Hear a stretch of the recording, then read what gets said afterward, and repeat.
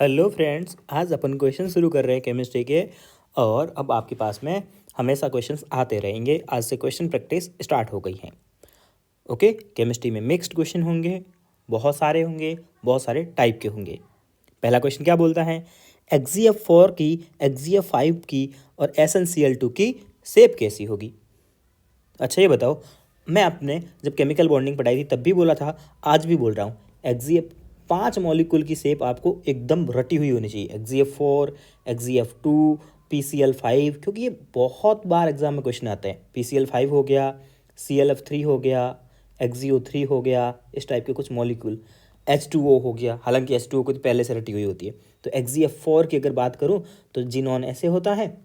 अगर आप चेक करोगे, जिनॉन ऑक्टेट फैमिली वाला है, 8 इलेक्ट्रॉन होते हैं उसके पास में, 4 इलेक्ट्रॉन तो बॉन्ड बनाने में खर्च हो गए, तो चारों फ्लोरीन यहाँ प्लेन में लग जाएंगे। ठीक है, लग गए प्लेन में। उसके बाद में बच गए 4 इलेक्ट्रॉन, और 4 इलेक्ट्रॉन के बन जाएंगे 2 लॉन पेयर, एक लॉन पेयर ऊपर, एक लॉन पेयर नीचे। बहुत आसान सी बात है कि आपके पास में क्या होगा कि एक प्लेन में 4 फ्लोरीन लगेंगे और बाकी एक प्लेन के ऊपर और एक प्लेन के नीचे लॉन पेयर लग जाएंगे।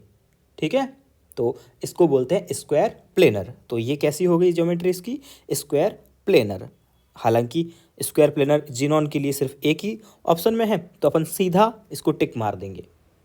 ओके, बाकी SnCl2 की कैसी होती है चेक करते हैं।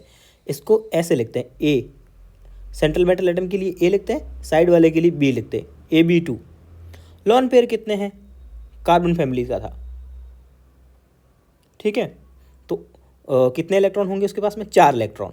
कार्बन फैमिली का है, काशी गए संत प्रभु, तो कार्बन फैमिली का है, तो इसके पास 4 इलेक्ट्रॉन थे, 2 इलेक्ट्रॉन बॉन्ड बनाने में खर्च कर दिए, साइड एटम 2 है ना इसीलिए, और 2 इलेक्ट्रॉन बचे, उसका एक लॉन पेयर बच जाएगा।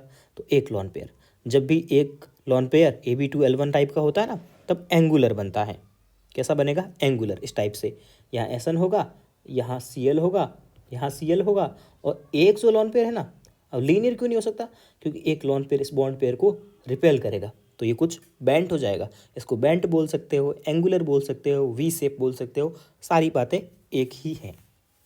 ओके, XgF5 की स्ट्रक्चर बोलोगे तो कैसा होगा?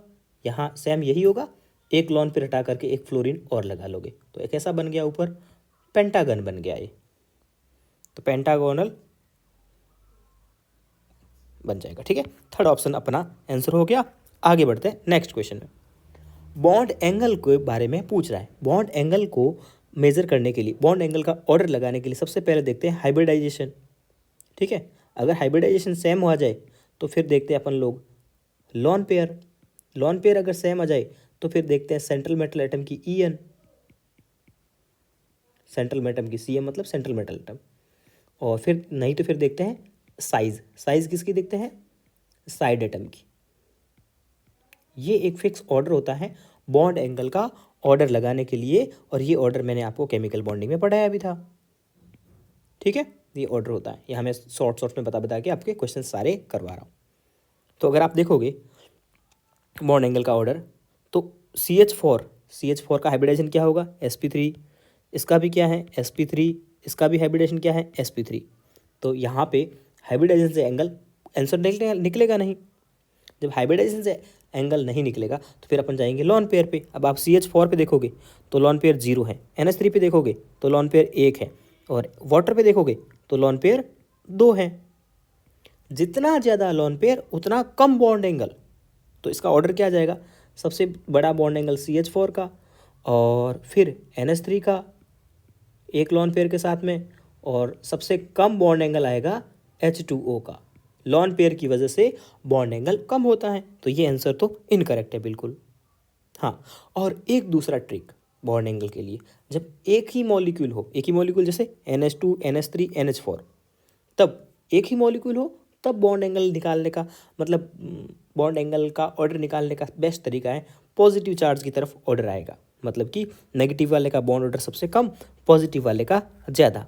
तो ये आंसर जाएगा अपना। और तरीका भी बता दिया कि एक जैसा एटम, एक जैसा मॉलिक्यूल, ये नीट का प्रीवियस ईयर्स क्वेश्चन है। एक जैसा मॉलिक्यूल तो पॉजिटिव का बॉन्ड एंगल ज़्यादा, पॉजिटिव का बॉन्ड एंगल ज़्यादा। जैसे ही 100 क्वेश्चन कंप्लीट हो जाएंगे ये पीडीएफ में अपने टेलीग्राम पे डाल दूंगा। ओके, तो टेलीग्राम की लिंक आपको पता ही है, ठीक है? नहीं पता है आपको सर्च करना @NEET JEE 23 और वहाँ आपको पीडीएफ मिल जाएगा। ओके, आगे बढ़ते हैं। अगला बोलता है अपने से बॉन्ड ऑर्डर का सीक्वेंस पूछ रहा है। देखो बॉन्ड ऑर्डर के बारे में अपन क्या क्या सीखते हैं, एमओटी से बॉन्ड ऑर्डर निकालते हैं। एमओटी तो बहुत बड़ा मेथड होता है, तो अपन क्या करते हैं, इलेक्ट्रॉन का टोटल नंबर काउंट कर देते हैं कि इलेक्ट्रॉन का नंबर कितना है, फिर उसके अकॉर्डिंग बॉन्ड ऑर्डर निकाल देते हैं। इलेक्ट्रॉन का नंबर कैसे, अगर इलेक्ट्रॉन का सम 14 आता है तो बॉन्ड ऑर्डर होता है 3, और अगर इलेक्ट्रॉन का सम 13 आ गया तो कम कर दो, अगर 12 आ गया तो 0.5 और कम कर दो, 11 आ गया तो और कम कर दो, अगर 10 आ गया तो बॉन्ड ऑर्डर और कम कर दो। ये कितना आ गया था, 2 से 1.5, ये 1, 9 आ गया तो 0.5 और 8 आ गया तो 0, ये बॉन्ड ऑर्डर का है। अगर 15 आ गया तो फिर से 0.5 कम कर दो, 16, 2, 17, 1.5, 18, 1, 19, 0.5, 20, वापस से 0। ये बात आपको याद होनी है, ये इतना लंबा याद नहीं करना आपको। आपको क्या याद रखना है, 14 का बॉन्ड ऑर्डर 3 है, बाकी ऊपर जाओ नीचे जाओ 0.5 से कम होगा। सबके इलेक्ट्रॉन काउंट कर लो। जैसे सबसे पहले इलेक्ट्रॉन काउंट करते हैं C2-2 के। C2-2 के बॉन्ड इलेक्ट्रॉन्स कितने होंगे, कार्बन के C2 2 है, एक कार्बन में 6 इलेक्ट्रॉन, C2 में 12 इलेक्ट्रॉन, और नेगेटिव का मतलब है और इलेक्ट्रॉन ऐड हो गए, तो टोटल इलेक्ट्रॉन इसके हो गए 14। तो C2 का बॉन्ड ऑर्डर कितना आ जाएगा, 14 के सामने 3, तो इसका बॉन्ड ऑर्डर आ गया 3। फिर अपन O2- का चेक करते हैं। O2- का चेक करेंगे, ऑक्सीजन कितना 8, 8 दूनी 16, और एक इलेक्ट्रॉन एक्स्ट्रा आ गया, तो कितना हो गया बॉन्ड ऑर्डर इलेक्ट्रॉन 17। 17 का कितना होता है 1.5, तो इसका कितना आ गया 1.5, इसका कितना आया था 3। ओके, NO का चेक करते हैं। चलो NO कितना होता है, नाइट्रोजन 7, ऑक्सीजन 8, टोटल कितने हो गए 15, 7 और 15 पे कितना होता है 2.5। अरे अभी तक मैक्सिमम बॉन्ड ऑर्डर 3 होता है और वो C2-2 का है, इसका मतलब C2-2 सबसे आगे रहेगा। ओके, आंसर रहा ये। पहले नीट से पहले AIPMT होता था, AIPMT से पहले CPMT होता था। ये क्वेश्चन CPMT का फेवरेट क्वेश्चन था, ठीक है? 1 मिनट में क्वेश्चन हो जाता है। मैंने आपको समझाया है MOT को कैसे क्वेश्चन सॉल्व करने हैं बॉन्ड ऑर्डर के, ठीक है? आगे बढ़ते हैं। अगला है कि मैग्नेटिक मोमेंटम 2.8 बोर मैग्नेट्रॉन किसका होगा। मैग्नेटिक मोमेंट को फॉर्मूले से निकालते n+2 और उसका ऊपर में अंडर रूट। n क्या होते हैं, अनपेयर्ड इलेक्ट्रॉन। क्या होता है, अनपेयर्ड इलेक्ट्रॉन। इसकी म्यू की वैल्यू या तो 1.73 होते हैं, या म्यू की वैल्यू 2.83 होती है, या म्यू की वैल्यू 3.73 होती है, या म्यू की वैल्यू 4.6 होती है, या म्यू की वैल्यू 5.8 होती है। अब आप बोल रहे हो भैया आपको ऐसा कितना है, कैसे याद है? तो देखो, अगर अनपेयर्ड इलेक्ट्रॉन 1 है तो इतनी होगी, 2 है तो इतनी होगी, 3 है तो इतनी होगी, 4 है तो इतनी होगी, 5 है तो इतनी होगी। 5 से ज़्यादा अनपेयर्ड इलेक्ट्रॉन नहीं हो सकते। क्यों नहीं हो सकते, क्योंकि डी के ऑर्बिट ही 5 होते हैं, है ना? अब बात कर रहे हैं अपन कि मेरे को याद कैसे है, तो जितने अनपेयर्ड इलेक्ट्रॉन उतना पॉइंट समथिंग म्यू की वैल्यू।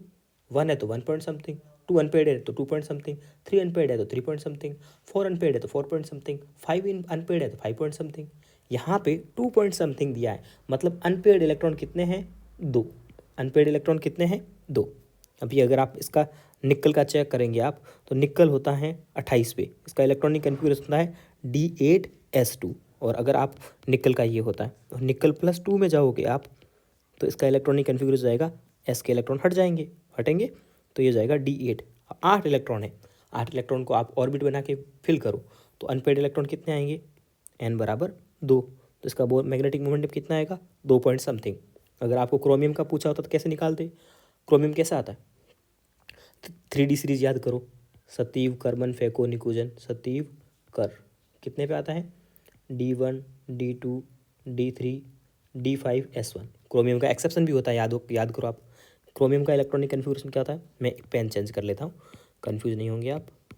क्या होगा, D5 S1 होता है। जैसे ही आप +3 चार्ज करोगे इसमें से, मतलब 3 इलेक्ट्रॉन रिमूव करोगे, ये क्रोमियम का था। क्रोमियम +3 का करोगे तो कितना हो जाएगा, 3 इलेक्ट्रॉन कम करोगे, एक S का कम कर दोगे, 2 इसके कम कर दोगे, तो D3 आ जाएगा क्रोमियम का। तो अनपेड इलेक्ट्रॉन, अब इसको आप फिल करने जाओगे, 3 इलेक्ट्रॉन को फिल करोगे तो अनपेड इलेक्ट्रॉन कितने आएंगे, 3, तो N आ गया 3। अब इसका मैग्नेटिक मोमेंटम निकालोगे तो 3 पॉइंट समथिंग, 3.73। बाद वाला याद नहीं रखना है, पॉइंट समथिंग ऐसे याद रख लो, ठीक है। और एग्जैक्ट याद निकालना है तो यहाँ 3 रखो, 3 3 + 2 5, 5 × 15 √15, कभी कभी √15 भी वैल्यू लिखा आता है, तो कोई दिक्कत नहीं है। ओके, ऐसे निकाले कैलकुलेट करते हैं। चलिए अगला क्वेश्चन है, I- और MnO4 की रिएक्शन करते हैं। ये डी ब्लॉक का क्वेश्चन आ गया फिर से। किसकी रिएक्शन करवा रहे हो आप, I- की रिएक्शन करवा रहे हो MnO4 के माइनस के साथ में। वहाँ पे डिपेंड करता है मीडियम कौन सा है। मीडियम ले रहे हैं अपन, अल्कलाइन मीडियम, और वो भी कैसा, weak alkaline. Weak alkaline medium में IO3- का फॉर्मेशन होता है। रट्टा मार क्वेश्चन है, 6 बार नीट में, 4 बार जेई में, 2 बार IIT में, और पता नहीं कितनी बार किस एग्जाम में पूछा हुआ है। ओके, अभी लेटेस्ट 2021 या 22 में पूछा है एग्जाम में अपने नीट वाले में। अगला है क्वेश्चन कि हाइपर वैलेंट कौन कौन सा है। हाइपर का मतलब होता है ज़्यादा, वैलेंट मतलब वैलेंसी। वैसे वैलेंसी कितनी होनी चाहिए, 8। अब बताना है 8 से ज़्यादा वैलेंसी किसकी है इसमें से। कैसे चेक करेंगे, चेक करेंगे कि वैलेंसी चेक करने के लिए अपन ऑक्टेट रूल फॉलो करते हैं। मतलब ऑक्टेट रूल में 8 से ज़्यादा जिसके इलेक्ट्रॉन होते हैं उसको हाइपर वैलेंट बोलते हैं अपन लोग। कैसे चेक करेंगे, आसान सी बात है। PCl5 फास्फोरस के जो वैलेंस शेयर होता है उसमें 5 इलेक्ट्रॉन होते हैं, और 5 इलेक्ट्रॉन दे देगा ये क्लोरीन। जो बॉन्ड बनाने आएगा ना, और वो 5 इलेक्ट्रॉन एक सिंगल बॉन्ड में 1 इलेक्ट्रॉन देता है, ठीक है। तो टोटल इलेक्ट्रॉन कितने हो गए, 10। क्या 10 मतलब कि 8 से ज़्यादा है, बिल्कुल है। तो ए वाला तो हाइपर वैलेंट है। ओके, बी वाला चेक करते हैं, AlCl3। AlCl3 AlCl3 चेक करोगे, एल्युमिनियम के पास कितने इलेक्ट्रॉन थे, वैलेंस शेयर में 3 इलेक्ट्रॉन, बोरॉन फैमिली का है, 3 क्लोरीन ने दे दिए, कितने हो गए टोटल, 6 इलेक्ट्रॉन। 6 इलेक्ट्रॉन हो गए, मतलब कि ये हाइपर नहीं है, ये हाइपोवैलेंट है। तो बी तो आंसर में नहीं हो सकता, जहाँ पे भी बी है उसे हटा दो तो आंसर आ गया सेकेंड ऑप्शन। अगला है बॉन्ड ऑर्डर का करेक्ट ऑर्डर क्या होगा।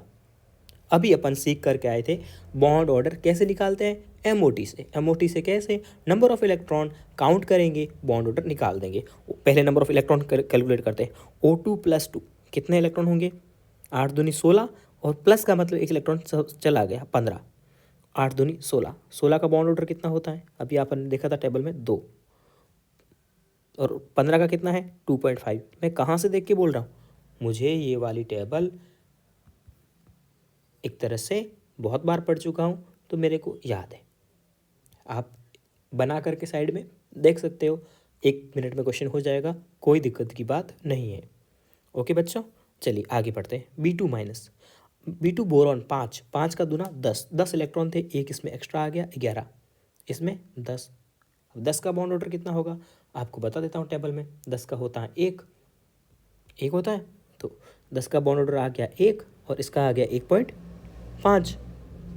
ये ऑर्डर भी सही है, ये ऑर्डर भी सही है। अपने को तो इनकरेक्ट बताना है, क्वेश्चन को भी ढंग से पढ़ना होता है, चारों ऑप्शन पढ़ने होते हैं, उसके बाद में सॉल्व करने बैठना होता है।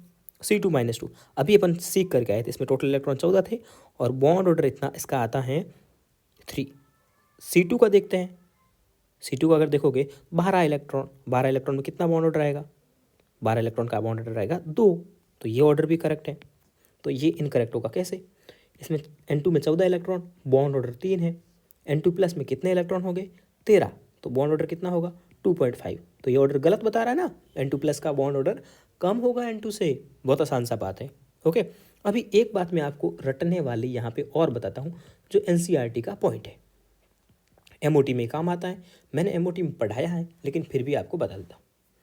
B2 का बॉन्ड ऑर्डर, B2 में टोटल इलेक्ट्रॉन 10 होंगे, तो उसका बॉन्ड ऑर्डर आएगा 1, कितना आएगा, एक। उसमें एक ही बॉन्ड होता है और वो एक बॉन्ड ही पाई बॉन्ड होता है अकेला, सिग्मा बॉन्ड नहीं बना है पहले, पाई बॉन्ड बना हुआ है। C2 का बॉन्ड ऑर्डर अभी आपने देखा 2 आया, कितना आया, 2 आया। ये दोनों के दोनों पाई बॉन्ड है, पाई कॉमा पाई बॉन्ड है। सिग्मा बॉन्ड है ही नहीं, there is no sigma, there is R M जो भी लगाना आप लगाते रहो, there is no sigma bond. ठीक है। और अगर आप 2018 का पेपर देखोगे ना, तो ये एनसीईआरटी की लाइन को उठा के बोला था कि C2 में कितने पाई बॉन्ड होते हैं, 2 पाई बॉन्ड होते हैं। एनसीईआरटी की लाइन है, जेई में पूछ चुका है, नीट में पूछ चुका है, याद रखोगे आप लोग, रखोगे। ओके, आगे बढ़ते हैं। यहाँ पे भी इनकरेक्ट पूछा आपने से, इनकरेक्ट पूछा है। ओके, एक तो पूछ रहा है polar polar, polar non polar. अब बताओ पोलर नॉन पोलर किसे बोलते हैं। देखो, डाइपोल मोमेंट म्यू कैलकुलेट करते हैं, अगर किसी का म्यू 0 आता है तो उसे बोलते हैं नॉन पोलर। क्या बोलते हैं, नॉन पोलर। अब म्यू 0 किसका आता है, जिसके साइड एटम सेम हो, केमिकल बॉन्डिंग में पढ़ के आए अपन, साइड एटम सेम हो एंड लॉन पेयर 0 हो। ओके, और म्यू अगर किसी का 0 नहीं आ रहा है तो उसमें क्या होगा, उसे बोलेंगे पोलर। और उसमें क्या होगा, साइड एटम डिफरेंट हो सकते हैं, may be side atom same हो सकते हैं, लेकिन लॉन पेयर इस कंडीशन को फॉलो नहीं करेगा। यहाँ अगर दोनों कंडीशन फॉलो करता है तो ही म्यू 0 होता है, एक भी कंडीशन फुलफिल नहीं हो रही है तो म्यू 0 नहीं होगा, उसे बोलेंगे पोलर। पहली बात। दूसरी बात, तीसरी बात, XgF4 और XgF2 ये ऐसे मॉलिक्यूल है जिनके साइड एटम सेम है बट लॉन पेयर 0 नहीं है, फिर भी इनका म्यू 0 है। ये आपको रटना है, 3 चीज़ याद रखनी है, कंसेप्ट है। तो यहाँ XgF2 मिल ही गया है, तो XgF2 कैसा होगा, पहली बात म्यू इसका 0 है तो कैसा होगा, ये नॉन पोलर। कैसा होगा, नॉन पोलर। और XgF2 की स्ट्रक्चर अगर आपने अभी ऊपर बोले थे कि 5 मॉलिक्यूल की स्ट्रक्चर आपको रट के आनी है, XgF2 की भी रटनी है। XgF2 लीनियर होता है, लीनियर है, एक लाइन को खींचोगे तो प्लेन में आएगी या प्लेन के परपेंडिकुलर आएगी, प्लेन में आएगी, तो वो होगा प्लेनर। ठीक है।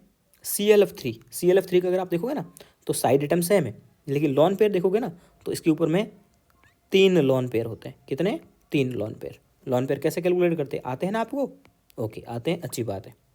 तो इसके पास तो lone pair side atom same है और लॉन पेयर है तो ये पोलर होगा, बिल्कुल। तो ये पोलर है और प्लेनर भी है। अब आप बोलोगे भैया ये ClF3 प्लेनर कैसे हैं। देखो, प्लेनर किस किस मॉलिक्यूल को बोलते हैं, एक बात ये भी लिख लो, linear, T shape, V shape molecule जो होते हैं वो प्लेनर होते हैं। ठीक है। और मैंने आपको जो बोले थे ना कि 5 मॉलिक्यूल आपको रटने हैं, उसमें ClF3 भी शामिल था। अब आप बोलोगे भैया आप तो सबको भी रटा दे रहे हो, नहीं, मैंने 5 बोला है, 5 अभी याद कर लो, 5 अगले महीने याद कर लेना, 10 मॉलिक्यूल की शेप याद कर लो, आपका काम कहीं नहीं रुकेगा इनऑर्गेनिक में। ठीक है। तो ClF3 T शेप होता है तो प्लेनर होता है, पहली बात तो आपने वो तो रट लिया, T शेप का है तो प्लेनर है। और पोलर यहाँ बोल ही रहे हैं, इसका म्यू 0 नहीं है तो पोलर है। तो ये स्टेटमेंट करेक्ट है, ये स्टेटमेंट करेक्ट है। चलिए XgF6 चेक करते हैं। XgF6 को चेक करोगे, साइड एटम सेम है, ठीक है, साइड एटम सेम है, लॉन पेयर 0 नहीं है। अगर आप इसमें लॉन पेयर काउंट करोगे एक लॉन पेयर आएगा। कैसे आता है लॉन पेयर, आपको पता है कि इसके पास में 8 इलेक्ट्रॉन होते हैं, 6 फ्लोरीन को दे दिए, 2 इलेक्ट्रॉन बच गए, तो 2 इलेक्ट्रॉन का एक लॉन पेयर बच जाएगा, तो ये पोलर मॉलिक्यूल होगा, नॉन पोलर नहीं होगा। तो ये सारे स्टेटमेंट करेक्ट थे, ये स्टेटमेंट इनकरेक्ट है। ओके, अपने को इनकरेक्ट स्टेटमेंट ही पहचानना था। चलिए सॉरी, चलिए आगे बढ़ते हैं। आयनिक ऑर्डर पूछ रहा है, आयनिक कैरेक्टर। आयनिक कैरेक्टर या कोवेलेंट कैरेक्टर के लिए अपन लोग, आपको पहली बात बता दूं कि आयनिक कैरेक्टर और कोवेलेंट कैरेक्टर एक दूसरे के उल्टे होते हैं। ठीक है। और कोवेलेंट कैरेक्टर निकालने के लिए अपन लोग फजान्स का रूल लगाते हैं। किसका, फजान्स का रूल या फायान का रूल, जो भी हो, उसकी प्रोनाउंसिएशन ऐसा ही अजीब सा है, सो मुझे नहीं आता, आप देख लीजिएगा। कोवेलेंट लूप क्या बोलते हैं? छोटा सा कैटायन, जिसका कैटायन छोटा होगा, छोटा कैटायन और बड़ा सा एनायन, अपोजिट। कैटायन छोटा चाहिए और एनायन कैसा चाहिए? बड़ा चाहिए। अगर कैटायन छोटा है और एनायन बड़ा है तो वो कैसा होगा? कोवेलेंट होगा। आयनिक चाहिए, उसका उल्टा कर दो। कैटायन कैसा चाहिए आपको? बड़ा। अब देखो एनायन, इसमें कैटायन कौन होगा? मेटल बनेगी। एनायन कौन होगा? ये नॉन मेटल, हाइड्रोजन। तो हाइड्रोजन सब में कॉमन है, एनायन चेक ही नहीं करना है, कैटायन चेक करो। जिसका कैटायन बड़ा होगा वो ज़्यादा आयनिक होगा, जिसका कैटायन छोटा होगा वो कम आयनिक होगा भाई, सीधी सी बात है। बेटा मांगे कार स्कूटर बाप राजी। अगर ये तो सेकेंड डे फैमिली है, एस ब्लॉक हालांकि हट गया, बट एस ब्लॉक हट गया, पीरियोडिक टेबल में तो है ना। बेटा मांगे कार स्कूटर बाप राजी। तो जो नीचे है बड़ा होगा, कैटायन बड़ा होगा तो उसमें आयनिक प्रॉपर्टी ज़्यादा होगी, तो डाउन द ग्रुप इसमें आयनिक प्रॉपर्टी बढ़ेगी। आप ये फाजान्स का रूल याद रखो, आप हमेशा सुखी रहोगे। चलिए आगे बढ़ते हैं। अगला बोलता है कौन से प्रोसेस में ऑक्सीडेशन नहीं हो रहा है? क्वेश्चन पढ़ना ध्यान से जरूरी है। Decolourisation of blue solution of by iron, इसका सॉल्यूशन ब्लू है, फिर उसको आप डीकलराइजेशन कर रहे हैं, क्या होगा? कॉपर सल्फेट था, उसके साथ में आपने डाल दिया आयरन, तो ये डिस्प्लेसमेंट रिएक्शन होगी, बन जाएगा FeSO4 साथ में कॉपर। इस रिएक्शन में अगर आप देखोगे आयरन 0 से +2 में चला गया, तो ऑक्सीडेशन इसमें तो हो गया है। अपने को वो रिएक्शन पहचाननी है जहाँ ऑक्सीडेशन नहीं हो रहा हो। मच्छर को भी अभी काटना था, तो ये तो ऑक्सीडेशन हो रहा है इसमें, तो ये आंसर नहीं है। आयरन का देखो, अपन जब कोऑर्डिनेशन कंपाउंड मैंने आपको पढ़ाया था तब मैंने बोला था कि जितने भी कार्बोनिल कंपाउंड होते हैं वो सारे के सारे न्यूट्रल होते हैं, मतलब कि उसमें मेटल की ऑक्सीडेशन स्टेट 0 होती है। तो अगर आप आयरन से FeCO5 बनाओगे तो इसमें आयरन 0 है, इसमें भी आयरन 0 है, तो 0 से 0 जा रहा है, क्या ऑक्सीडेशन हुआ? ना ऑक्सीडेशन हुआ ना रिडक्शन हुआ। यही अपना आंसर है, ठीक है। बाकी रेस्टिंग ऑफ आयरन सीड्स वगैरह आप इलेक्ट्रोकेमिस्ट्री में पढ़ते हो, उसमें ऑक्सीडेशन होता है आयरन का, फ्री आयरन Fe होता है, फिर Fe से Fe2O3 बनता है कुछ, तो इसमें भी ऑक्सीडेशन होता है, सब में होता है। लेकिन जो फॉर्मेशन ऑफ कार्बोनिल कंपाउंड्स होता है उसमें आयरन की ऑक्सीडेशन स्टेट 0 होती है। आयरन से आयरन आयरन का कार्बोनिल कंपाउंड बनो या फिर कार्बोनिल कंपाउंड से आयरन मिलाओ, दोनों कंडीशन में ऑक्सीडेशन स्टेट 0 रहेगी, तो वहाँ पे किसी भी तरह का ऑक्सीडेशन नहीं होगा। बढ़े आगे। लीस्ट मोबाइल आयन, ये देखो इसको मोबिलिटी के हिसाब से अपन, हालांकि ये ना एस ब्लॉक टाइप का क्वेश्चन था, अब इसका इतना इंपॉर्टेंस नहीं रहेगा, मैं बता दे रहा हूँ आपको। फिर भी ये नीट में पहले बहुत आता है, मोबिलिटी थोड़ा बहुत पीरियोडिक टेबल में और कोऑर्डिनेशन कंपाउंड में, और वहाँ जो आपका पीरियड केमिकल बॉन्डिंग में भी पढ़ लेते हैं कभी कभी, उस हिसाब से अगर पूछता है तो पता है आपको। एक होता है हाइड्रेशन एनर्जी, वो अपन अब पढ़ते हैं केमिकल बॉन्डिंग में, उस वजह से ये क्वेश्चन आ सकता है बस। हाइड्रेशन एनर्जी ये बोलती है कि जो एलिमेंट जितना छोटा होगा वो उतना ज़्यादा पानी एब्जॉर्ब करेगा, ठीक है। सब ने पानी एब्जॉर्ब कर रखा है, सब ने कर रखा है, जो जितना छोटा होगा वो उतना ज़्यादा पानी एब्जॉर्ब करेगा, जितना पानी ज़्यादा एब्जॉर्ब करेगा उतना ही वो मुश्किल से चल पाएगा। लाइक यहाँ इसमें सबसे छोटा कौन सा है? बेरिलियम है, तो बेरिलियम क्या है? छोटा है, तो बेरिलियम के लिए मैं क्या लिखूँगा? स्मॉलेस्ट, मतलब सबसे छोटा है, तो क्या करेगा? छोटा है तो ज़्यादा पानी इकट्ठा करेगा, अपने चारों तरफ ज़्यादा पानी इकट्ठा करेगा। ये नीट 2017 में भी इसी कंसेप्ट पे क्वेश्चन आया था। मुझे क्वेश्चन देखते ही उसका ईयर याद आने लगता है, पता नहीं अब क्यों, नीट देने के बाद में सॉरी, ठीक है। ज़्यादा पानी इकट्ठा करेगा, ज़्यादा पानी इकट्ठा करेगा तो बड़ा हो जाएगा, बड़ा हो जाएगा तो क्या होगा? बड़ा हो जाएगा, अरे बड़ा हो जाएगा तो क्या होगा? फिर चल नहीं पाएगा, चल नहीं पाएगा तो मोबिलिटी कम हो जाएगी, उसकी चाल कम हो जाएगी। ओके, आगे बढ़ते हैं। अगला क्वेश्चन है interstitial compound. Interstitial compound one of the most important topic of D block. और उसके बारे में अपने को इनकरेक्ट स्टेटमेंट पहचानना है। ठीक है, तो आप अगर बात करें इंटरस्टिशियल कंपाउंड की, तो उसकी जो खासियत होती है, उसकी जो विशेषताएं होती है, वो आपको याद होनी चाहिए, टिप्स पे होनी चाहिए। उसकी विशेषताएं क्या क्या होती हैं? इंटरस्टिशियल कंपाउंड जो होता है ना, वो हार्ड होता है। इंटरस्टिशियल कंपाउंड क्या होता है? जो अपने जो डी ब्लॉक वाले मेटल्स होते हैं ना, आयरन वगैरह, उनके मेटल्स के बीच में मान लीजिए ये मेटल मेटल ऐसे बन रहा था, बीच में थोड़ी सी खाली जगह रह जाती है इस टाइप की। तो खाली जगह में कुछ हाइड्रोजन वाइड्रोजन छोटे छोटे मॉलिक्यूल कार्बन वार्बन के आकर के अगर जुड़ जाए तो वो उसकी हार्डनेस को बढ़ा देते हैं और मेल्टिंग पॉइंट बॉइलिंग पॉइंट्स भी बढ़ जाते हैं उसके। समझ में आया? इंटरस्टिशियल कंपाउंड डी ब्लॉक में दे रखा है कि उसका हार्डनेस बढ़ जाएगा, उसकी मेल्टिंग पॉइंट बॉइलिंग पॉइंट बढ़ जाएगी और बहुत हार्ड हो जाएंगे। ठीक है, लेकिन कंडक्टिविटी मेटल की वैसी बनी रहती है, और बट बीच में ये आ जाने की वजह से वो केमिकली इनर्ट हो जाते हैं, रिएक्शन नहीं करते हैं। तो ये तीनों स्टेटमेंट करेक्ट है और ये इनकरेक्ट है।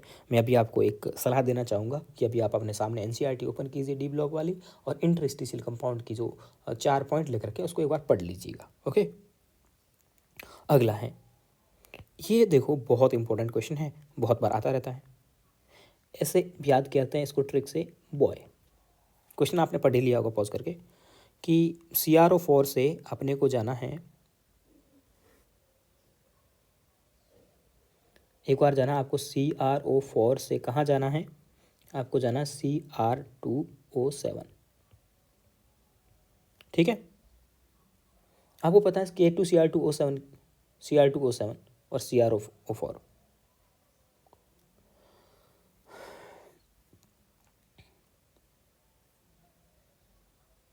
अपन इसको याद रखते हैं बॉय।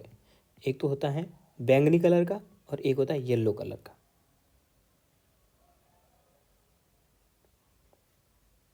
ओके, तो एसिडिक मीडियम में बॉय,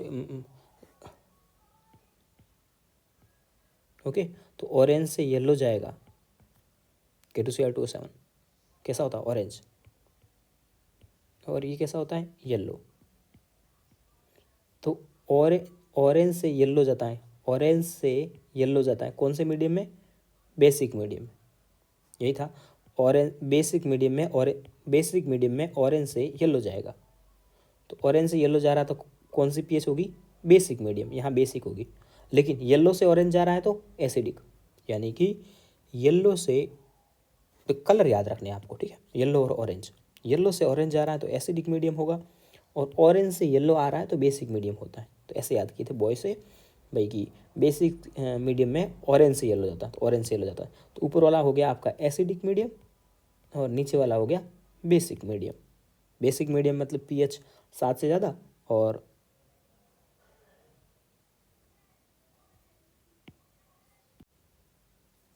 अगला क्वेश्चन क्या है अपने पास में? म्यू इक्वल्स टू जीरो किस में? म्यू जीरो के बारे में आपको बताया था। म्यू जीरो कब होता है? म्यू मतलब dipole moment, side atom same होने चाहिए, ठीक है, और लॉन पेयर जीरो होना चाहिए। उस कंडीशन में अगर आप CO2 को देखोगे तो CO2 में आपको पता है कि साइड एटम सेम है, और साथ में कार्बन के पास टोटल CO2, आप स्ट्रक्चर देखने की कोई ज़रूरत भी नहीं है कि कार्बन के पास में टोटल होता है 4 इलेक्ट्रॉन वैलेंस शेयर में। एक ऑक्सीजन 2 इलेक्ट्रॉन खा जाता है, क्योंकि ऑक्सीजन डबल बॉन्ड बनाता है। एक ऑक्सीजन 2 इलेक्ट्रॉन खा गया तो 2 ऑक्सीजन कितने इलेक्ट्रॉन खा जाएंगे? 4 इलेक्ट्रॉन। तो टोटल 4 इलेक्ट्रॉन थे, 4 के 4 ऑक्सीजन खा गया, पीछे कुछ भी नहीं बचा। तो उसमें lone pair, side atom same है और लॉन पेयर जीरो है, तो इसका आंसर फोर्थ जाएगा। बाकी में आप किसी में भी देख लो, जैसे SO2 में सल्फर कितने पे इलेक्ट्रॉन होते हैं? 6 इलेक्ट्रॉन होते हैं। 4 ऑक्सीजन खा गया, 1 इलेक्ट्रॉन और बच जाएगा, 2 इलेक्ट्रॉन बच जाएंगे, 1 लॉन पेयर बच जाएगा। तो इसमें साइड एटम तो सेम है बट लॉन पेयर जीरो नहीं है।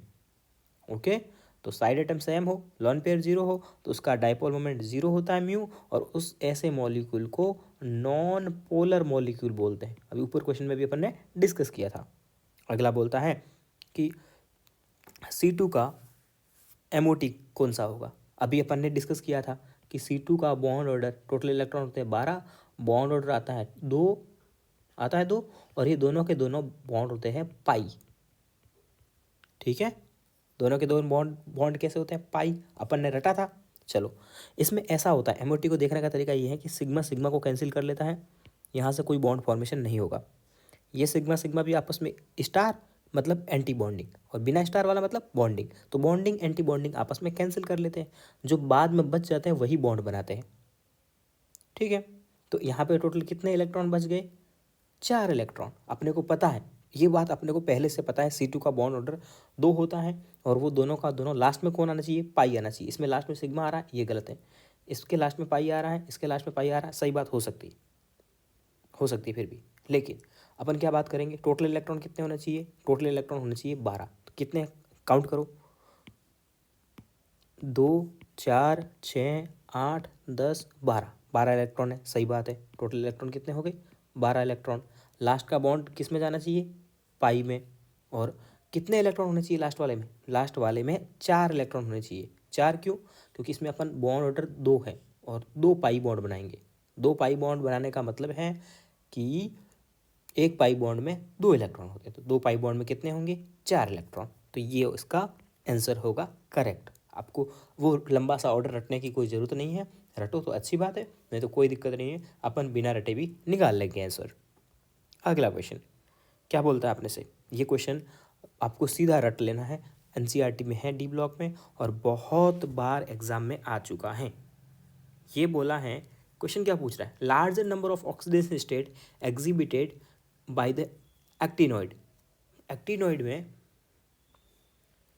बहुत सारी ऑक्सीडेशन स्टेट निकलती है, इसका रीज़न क्या होता है? तो उसकी एनर्जी गैप जो होता है वो कम होता है।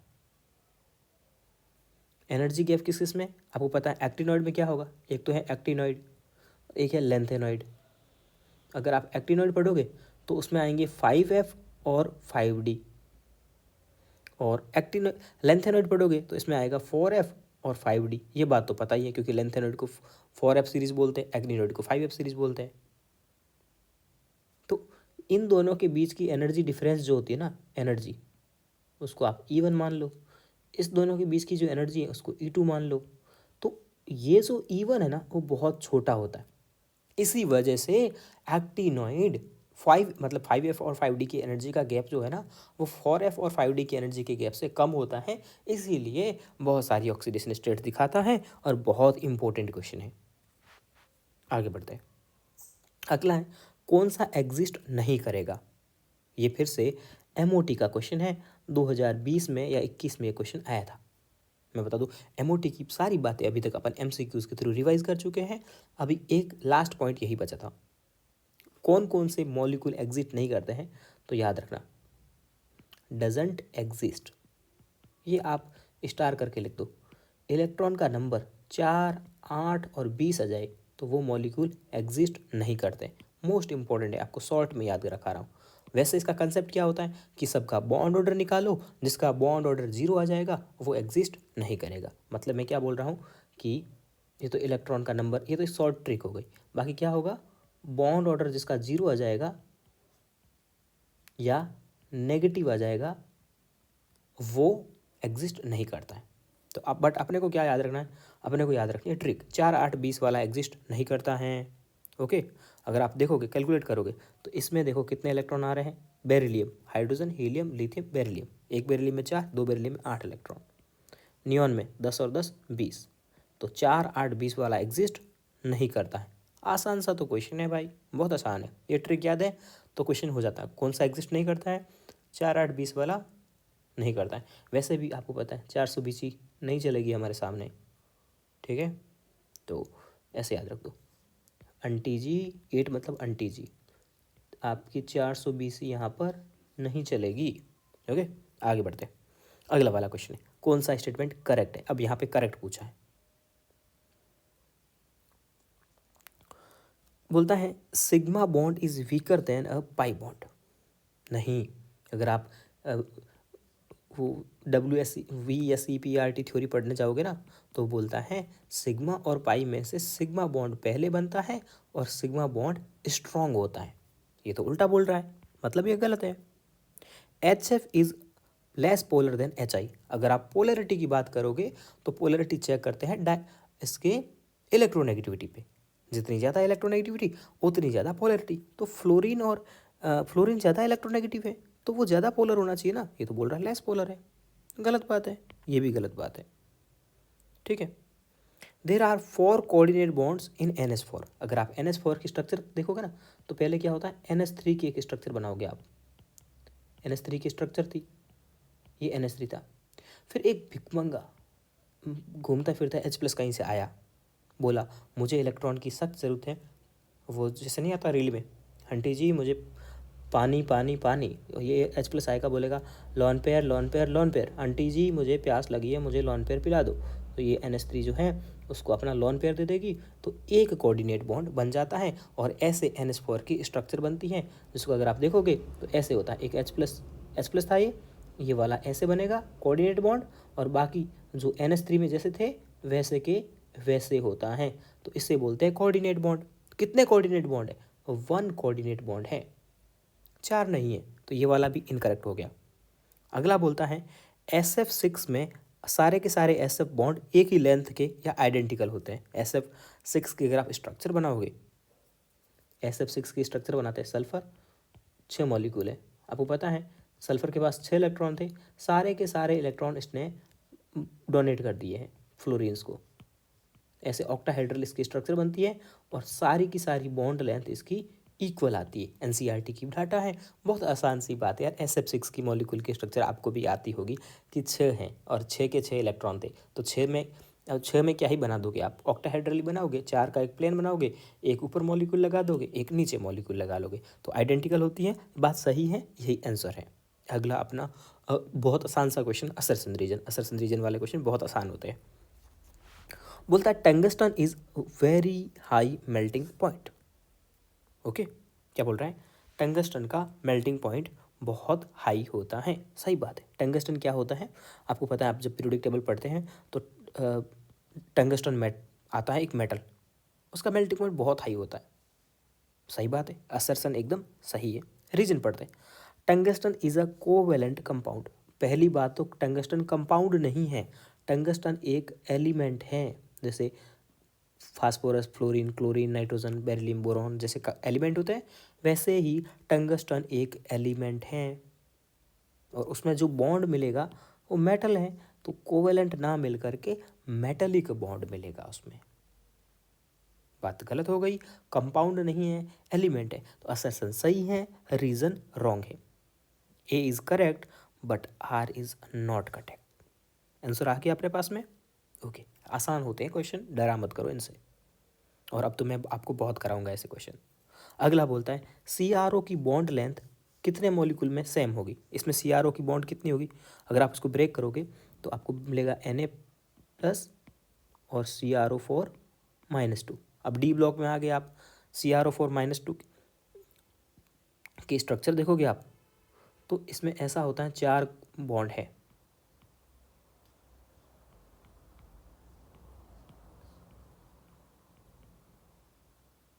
ओके, और इसमें होता है रेजोनेंस। तो रेजोनेंस जब होता है तो सारे के सारे बॉन्ड इक्वल है, तो ये 4, ये डबल दिख रहा है, ये सिंगल दिख रहा है, बट ये रेजोनेंस होता है तो चारों के चारों बॉन्ड इक्वल होते हैं। समझ में आ गई होगी बात। आगे बढ़ते हैं। कौन सा क्रोमिल क्लोराइड टेस्ट देता है? तो क्रोमिल क्लोराइड टेस्ट आपको डी ब्लॉक में मिलेगा। और ये क्रोमिल क्लोराइड टेस्ट देता कौन है? क्रोमिल क्लोराइड टेस्ट देता है आपको आयनिक कंपाउंड। तो इसमें से जो दिए हैं ना आयनिक कंपाउंड, उसमें से ढूंढ लो, आयनिक कंपाउंड ढूंढना है। तो एस ब्लॉक के जो एलिमेंट्स होते हैं वो आयनिक बनाते हैं। ओके, कोवेलेंट वाले नहीं दिखाते, ये कोवेलेंट है, ये भी कोवेलेंट है। अगला क्वेश्चन है आइसो स्ट्रक्चरल। आइसो स्ट्रक्चरल कैसे चेक करते हैं? सबका ABLN चेक करते हैं, central metal atom, side atom, lone pair. वो अगर सेम आते हैं तो वो आइसो स्ट्रक्चरल होते हैं। कैसे चेक करते हैं? जैसे पहला चेक करते हैं NF3BF3। NF3 को कैसे लिखोगे? AB3 लॉन पेयर चेक करोगे। नाइट्रोजन के पास 5 इलेक्ट्रॉन थे, 3 फ्लोरीन खा गया, 2 इलेक्ट्रॉन बचे, 2 का एक लॉन पेयर बन जाएगा।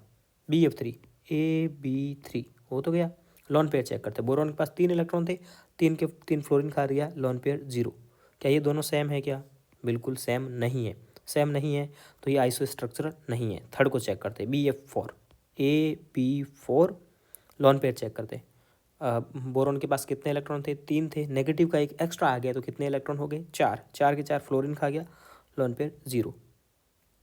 Ab4 नाइट्रोजन के पास 5 इलेक्ट्रॉन थे, पॉजिटिव मतलब एक इलेक्ट्रॉन चला गया, 4 इलेक्ट्रॉन बचे, 4 के 4 इलेक्ट्रॉन को हाइड्रोजन खा गया, कुछ भी नहीं बचा, 0। ये भी Ab4L0 है, ये भी Ab4L0 है, तो क्या होगा, ये दोनों आइसो स्ट्रक्चरल हैं, बिल्कुल आंसर यही होगा। अगला फिर से assertion reason question, all polar molecules और compounds have polar bond always. देखो ये बोलता है सारे के सारे जो पोलर मॉलिक्यूल होते हैं वो उनमें पोलर बॉन्ड होता है, तो इसका एक एक्सेप्शन होता है PS3। मैं बता दूं आपको, ऐसा ये बात स्टेटमेंट इनकरेक्ट है। क्यों, PS3 मॉड्यूल में लिखा होता है। अगर आप इसमें देखोगे ना तो PS3 में देखोगे तो फास्फोरस, ये इसका अपन बोले थे जिसका साइड एटम सेम हो, लॉन पेयर 0 नहीं हो, तो इसका डाइपोल मोमेंटम 0 नहीं होगा। ये बात तो समझ में आई आपको। तो ये कैसा मॉलिक्यूल है, पोलर मॉलिक्यूल है। लेकिन इसका बॉन्ड देखोगे ना तो फास्फोरस की और हाइड्रोजन की इलेक्ट्रोनेगेटिविटी बराबर होती है। मॉलिक्यूल पोलर है बट बॉन्ड कैसा है इसमें, नॉन पोलर। ठीक है, बॉन्ड पोलर होना अलग बात है, मॉलिक्यूल पोलर होना अलग बात है। ऐसा हमेशा साथ साथ दोनों हो कोई ज़रूरी नहीं होता। तो स्टेटमेंट फर्स्ट इनकरेक्ट है। सेकंड पढ़ते हैं, SO2 इज पोलर। SO2 के बारे में अगर आप बात करें तो साइड एटम सेम है, दोनों ऑक्सीजन, लेकिन इस पे ऊपर में लॉन पेयर 0 नहीं है। क्यों, सल्फर के पास 6 इलेक्ट्रॉन होते हैं, 2 ऑक्सीजन 4 इलेक्ट्रॉन खाएंगे तो एक लॉन पेयर बच जाएगा। सल्फर की ऐसी कुछ स्ट्रक्चर बनेगी SO2 की, एक लॉन पेयर के साथ में V शेप की। तो लॉन पेयर 0 नहीं है तो इसका μ0 नहीं होगा, μ0 नहीं होगा तो इसको अपन पोलर मॉलिक्यूल बोलेंगे। सही बात है। और प्लेनर है, बिल्कुल प्लेनर है। मैंने आपको बोला है planar, V shape, T shape, angular और लीनियर, ये सारे मॉलिक्यूल प्लेनर होते हैं। तो फर्स्ट वाला इनकरेक्ट है, सेकेंड वाला करेक्ट है। तो statement first is incorrect and second is correct. आसान तो है। V2O5 कहाँ यूज़ होते हैं भाई, पूरी दुनिया जाती है। H2SO4 जो बनाते हैं उसे कंटेंट प्रोसेस बोलते हैं, और उसमें V2O5 वेनेडियम पेंटाऑक्साइड यूज़ करते हैं। कब यूज़ करते हैं वो भी बहुत इंपॉर्टेंट है। SO2 से SO3 जब बनाते हैं उस टाइम इसको यूज़ करते हैं V2O5 को। ओके, पढ़ लेना जा करके, NCERT में आसान है, एग्जाम में आता रहता है। सेम बॉन्ड ऑर्डर, अभी बॉन्ड ऑर्डर सेम मतलब बॉन्ड ऑर्डर सबका निकाल करके देखो। कहाँ से निकालोगे, MOT से निकालोगे। NO+ का बॉन्ड ऑर्डर निकालना है। पहले इलेक्ट्रॉन काउंट करेंगे, नाइट्रोजन के 7, ऑक्सीजन के 8, 15, 15 में से एक चला गया, 15 में से एक चला गया, कितने हो गए, 14 इलेक्ट्रॉन। 14 इलेक्ट्रॉन का बॉन्ड ऑर्डर कितना आता है, 3। कार्बन के पास 6 इलेक्ट्रॉन, ऑक्सीजन के पास 8 electron, total electron 14, bond order 3। तो इन दोनों का बॉन्ड ऑर्डर सेम है। बाकी वालों का आप चेक करोगे तो बॉन्ड ऑर्डर सेम नहीं आएगा। अपने को सेम बॉन्ड ऑर्डर वाला ऑप्शन सेलेक्ट करना था। ओके, यहाँ स्ट्रक्चर पूछ रहा है। देखो XeF4 को आपको मैंने रटने का बोला था। XeF4 की स्ट्रक्चर आपको रटने का बोला था। कैसी थी, स्क्वायर प्लेनर थी। D का Q आएगा, D का Q एक ही ऑप्शन में है, आंसर हो गया। अगर आपको याद है तो क्वेश्चन कितने फास्ट होते हैं, क्योंकि नीट एग्जाम में यही 5 मॉलिक्यूल 7 मॉलिक्यूल आते हैं, इसके अलावा नहीं आते यार, तो याद रखो। कॉपर सल्फेट .5s2 में किस टाइप का बॉन्ड है। अगर कॉपर और सल्फेट को देखोगे आप तो ये यहाँ पे आयनिक बॉन्ड मिलेगा आपको। कॉपर +2 में टूटेगा और सल्फेट -2 में टूटेगा, तो आयनिक बॉन्ड तो हो गया इसमें। आयनिक मतलब इलेक्ट्रोवेलेंट, तो इलेक्ट्रोवेलेंट बॉन्ड है, इलेक्ट्रोवेलेंट, तो ये ऑप्शन हट गया। ओके, साथ में अगर आप इसको देखोगे तो ये ऐसे कोई कोऑर्डिनेशन कंपाउंड टाइप का कुछ बनेगा H2O के साथ में। ठीक है, बनेगा, कॉपर है और 5 लिगेंड है साथ में, क्यों नहीं बनेगा, बिल्कुल बनेगा। 5 H2O अंदर आ जाएंगे, सॉरी 4, और एक H2O बाहर रहेगा, सल्फेट, और H2O बाहर रहेगा, तो कोऑर्डिनेट बॉन्ड भी है। ये ऑप्शन हट गया, ये पहले से हट चुका था। साथ में अगर आप H2O की स्ट्रक्चर ओपन करके देखोगे तो उसमें कोवेलेंट बॉन्ड होते हैं।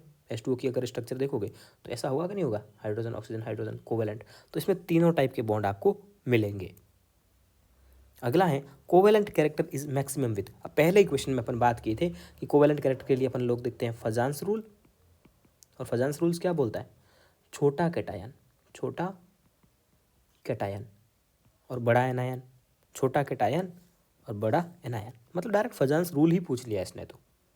चलिए अगला हाइब्रिडाइजेशन पूछता है।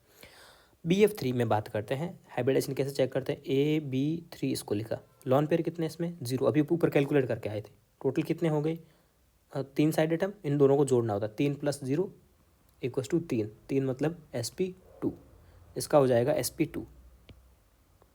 ए का सेकंड एक ही ऑप्शन में है, आंसर आ गया। बाकी वाले का भी चेक कर सकते हो, CO2 का sp होता है, बी का थर्ड। ओके, हो गया क्वेश्चन आसान सा।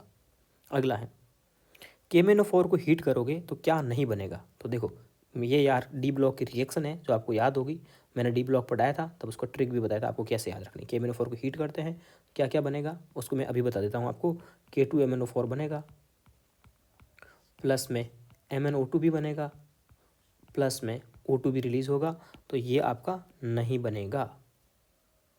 ओके, डी ब्लॉक का है। अगला फिर से असर्शन रीजन क्वेश्चन आपके लिए, आपकी सेवा में। पहला बोलता है कि O3 की स्ट्रक्चर दिखा रखिए कि O3 की स्ट्रक्चर ये होगी, ये वाली नहीं होगी। सही बात है, आपको O3 के ऊपर में NCERT ने पूरा एक पेज ख़राब किया है, पूरा एक फॉर्मल चार्ट्स बनाते हुए।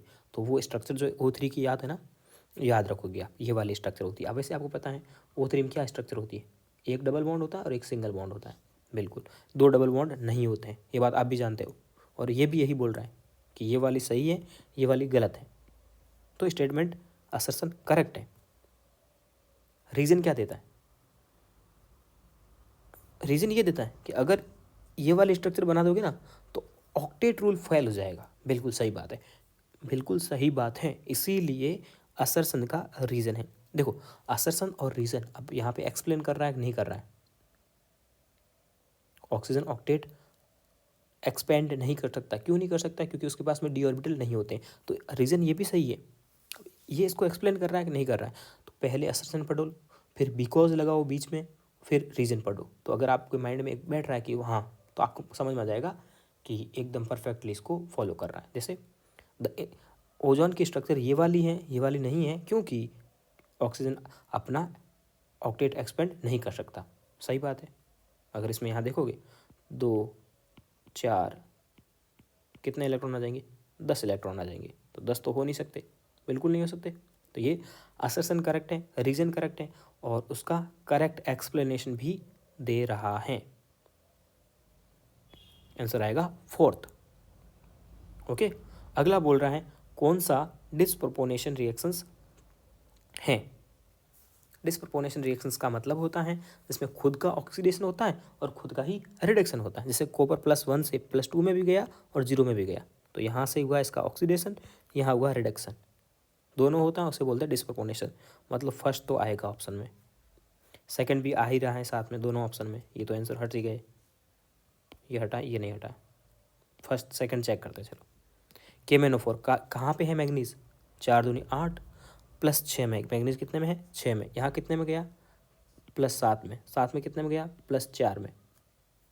तो यहाँ 6 से 7 में गया ऑक्सीडेशन और 6 से 4 में गया रिडक्शन, सेकंड तो आएगा, ये नहीं हो सकता। थर्ड चेक करते हैं, यहाँ पे कितने में है +7 में है, यहाँ कितने में गया 6 में, और यहाँ कितने में गया 4 में। तो इसका ऑक्सीडेशन थर्ड में नहीं हो रहा है, तो यही आंसर जाएगा फर्स्ट। मतलब कि डिस्प्रोपोर्शनेशन का मतलब आपको चेक करना है कि ऑक्सीडेशन भी हो रहा है, रिडक्शन भी हो रहा है। चलिए अगला क्वेश्चन, 1 मोल वाटर, 1 मोल वाटर, अब 1 मोल वाटर है, ये अजीब सा क्वेश्चन है, टाइम टेकिंग क्वेश्चन है थोड़ा सा, ठीक है। तो पहले एक में थर्ड वाला बैठ रहा है या नहीं बैठ रहा चेक करते हैं। एक में थर्ड वाला, 1 मोल वाटर, 1 मोल का मतलब क्या होता है, वेट अपॉन मॉलिक्यूलर वेट। अगर इसका वेट निकालोगे तो 1 मोल के लिए कितना आएगा वेट, मॉलिक्यूलर वेट वाटर का कितना होता है 18, तो वेट अपॉन मॉलिक्यूलर वेट 18, तो इसका वेट आ गया 18। तो ये बात तो सही है कि नहीं, कि 1 मोल वाटर का वेट 18 होता है, 18 ग्राम होता है। ग्राम को कन्वर्ट करोगे वाटर के लिए 18 ml बोलो या 18 ग्राम बोलो, एक ही बात है। ये बात सही है, ए का थर्ड है। अब बी का फर्स्ट है या 4 है चेक कर लेते हैं। अब देखो मैं बताता हूँ बी का फर्स्ट होगा कैसे, क्योंकि NTP पर एक ग्राम मॉलिक्यूल बोलने का मतलब है मोल। क्या मतलब है? मोल। ग्राम मॉलिक्यूल का मतलब होता है मोल। एक मोल O2 का जो वॉल्यूम होता है, किसी भी एक वॉल्यूम गैस का जो एनटी पावर वैल्यू 22.4 होता है। ओके। अगला, for any complex reaction order and molecularity is always same. देखो, कॉम्प्लेक्स रिएक्शन का मतलब है बहुत सारी स्टेप में होने वाली रिएक्शन, तो उसमें मॉलिक्यूलरिटी और ऑर्डर कभी भी सेम नहीं आते हैं। किस में सेम आते हैं? एलिमेंट्री रिएक्शन जो होती है, जो एक स्टेप में पूरी हो जाती है, उसकी मॉलिक्यूलरिटी और ऑर्डर सेम आता है। तो स्टेटमेंट क्या है? इनकरेक्ट है। रीजन पढ़ते हैं। Order of reaction is found experimentally, सही बात है यहाँ तक तो। In general molecularity of reaction given by sum of coefficient of reaction, हाँ ये बात भी सही है कि मॉलिक्यूलरिटी क्या होती है और ऑर्डर क्या होता है। ऑर्डर तो एक्सपेरिमेंटली प्रूव करते हैं और मॉलिक्यूलरिटी वहाँ पे पार्ट लेने वाले मॉलिक्यूल के नंबर को बोलते हैं। तो ये स्टेटमेंट सही है। तो फर्स्ट गलत है और सेकंड इनकरेक्ट है। ओके। अगला, बॉन्ड ऑर्डर का इनकरेक्ट ऑर्डर। तो बॉन्ड ऑर्डर के लिए अपन ऊपर ऑर्डर याद करके आए थे, याद करो। ये तो अपन एक ऊपर क्वेश्चन में सॉल्व भी कर चुके। बॉन्ड ऑर्डर के लिए सबसे पहले हाइब्रिडाइजेशन देखते हैं, फिर लॉन पेयर, उसमें ये एक ऑर्डर भी आया था। तो ये तो करेक्ट था। करेक्ट था कि नहीं था? तो ये तो करेक्ट है, अपने को इनकरेक्ट बताना है। ठीक है। तो यहाँ अगर आप देखोगे तो सबका हाइब्रिडाइजेशन आपको sp3 मिलेगा। क्या मिलेगा? sp3। फिर लॉन पेयर चेक करोगे तो एक ही फैमिली से हैं, तो दो दो लॉन पेयर मिलेंगे सबके ऊपर में। हाइब्रिडाइजेशन सेम है, लॉन पेयर सेम है। अपन क्या पढ़ गए थे? हाइब्रिडाइजेशन, फिर लॉन पेयर। लॉन पेयर भी सेम हो तो सेंट्रल मेटल एटम की EN चेक करेंगे। जिसकी EN ज़्यादा, उसका बॉन्ड ऑर्डर ज़्यादा। बिल्कुल, ऑक्सीजन की EN ज़्यादा होती है और फिर डाउन द ग्रुप कम होती है। एक ही फैमिली के, ओल्ड स्टाइल से टीपो, एक ही फैमिली के डाउन द ग्रुप जाओगे तो क्या होगा भाई? सीधी सी बात है, इलेक्ट्रोनेगेटिविटी घटेगी। तो इलेक्ट्रोनेगेटिविटी देखोगे आप सेंट्रल एटम की तो घट रही है, तो बॉन्ड एंगल घट रहा है। तो ये वाला भी करेक्ट है, अपने को इनकरेक्ट बताना है। नाना पाटेकर ऐसी सब्जी बनाई, ये वाला भी, ये वाला और ये वाला दोनों एक ही बात है। हाइब्रिडाइजेशन सबकी sp3 आएगी। फिर लॉन पेयर चेक करो, एक एक लॉन पेयर आएगा सब पे। फिर जाओगे आप सेंट्रल मेटल एटम की EN पे, तो EN अगर आप चेक करोगे तो EN नाइट्रोजन की ज़्यादा है तो उसका बॉन्ड एंगल ज़्यादा, और SB की, एंटीमनी की सबसे कम है तो वो सबसे पीछे। तो ये वाला भी इनकरेक्ट है। तो मतलब ये तीनों ऑप्शन करेक्ट है और ये वाला इनकरेक्ट है। ये है बॉन्ड डिसोसिएशन एनर्जी का ऑर्डर। तो इसका ऑर्डर 2016 में एग्जाम में पूछ चुका है, उसके बाद भी 2-3 बार पूछा है। इसका याद रखना अपने को। एक्सेप्शन होता है, चल बाहर फालतू इंसान, ये इसका ऑर्डर होता है। क्या है? चल बाहर फालतू इंसान। ओके, चल बाहर फालतू इंसान, बहुत इंपॉर्टेंट क्वेश्चन है ये। अगला है नॉट एक्टिनॉइड। अब एक्टिनॉइड के नाम आपको याद होने चाहिए। मैंने डी जब ब्लॉक जब पढ़ाया था तो उनके नाम आपको याद कराए थे। तो ये टर्बियम को अगर आप देखोगे, वैसे आप ऐसे भी देख सकते हो एक्टिनॉइड कहाँ से कहाँ होता है। होता है कि नहीं? एक्टिनॉइड कहाँ से कहाँ होता है, लेंथेनॉइड कहाँ से कहाँ होते हैं। तो ये तो लेंथेनॉइड मिल गया। 60 पे 65 पे कौन सा एक्टिनॉइड होगा? लेंथेनॉइड होगा। आसान था। अगला 37 number question, first man made element is, ये प्राइम मीडियम, गलत है। फर्स्ट मैन मेड नहीं था। F block elements lies in 4B element. S block जो वाले जो होते हैं वो 3rd B में आता है। F ब्लॉक के जो एलिमेंट आते हैं ना 3rd B में आते हैं पीरियोडिक टेबल में। पीरियोडिक टेबल का क्वेश्चन था, मैन मेड एलिमेंट नहीं होता है ये, और फर्स्ट मैन मेड नहीं था, और ये 3rd B में होते हैं, नहीं होते। तो दोनों के दोनों स्टेटमेंट इनकरेक्ट है। अगला क्वेश्चन क्या बोलता है, इसको अगर आप इलेक्ट्रोलाइट करोगे तो आपके पास में प्रोडक्ट क्या क्या मिलेगा। जब मैंने इलेक्ट्रोकेमिस्ट्री पढ़ाई थी तो आपको पता है मैंने इलेक्ट्रोकेमिस्ट्री को ऐसे ही पढ़ाया था, शॉर्ट फार्मूला वाइज। तो शॉर्ट फार्मूला वाइज अगर आप देखोगे जा करके तो आपको मिलेगा कि अगर डी ब्लॉक और एस ब्लॉक है, देखो अगर कुछ नहीं बोला ना, एक्वस बोला है। एक्वस बोला मतलब कि यहाँ पे क्या क्या होगा, क्रोमियम होगा, सल्फेट होगा, साथ में पानी होगा। पानी होगा तो क्या आएगा, H2 और O2 आएगा। अब अगर कैटायन कैटायन को कंपेयर करो, एनायन एनायन को कंपेयर करो, यहाँ अगर डी ब्लॉक होगा तो वो खुद आएगा, यहाँ पे, और अगर एस ब्लॉक होता तो हाइड्रोजन आती। डी ब्लॉक है तो क्या आएगा, वो खुद आएगा। डी ब्लॉक है तो खुद आएगा, और अगर एस ब्लॉक होगा तो हाइड्रोजन आएगी। यहाँ तो डी ब्लॉक है, क्रोमियम है, तो क्रोमियम खुद आएगा, हाइड्रोजन नहीं आएगी। हाइड्रोजन कब आती, जब यहाँ पे एस ब्लॉक होता। ठीक है, अगर यहाँ पे हेलोजन होता, सल्फेट इसकी जगह, ठीक है,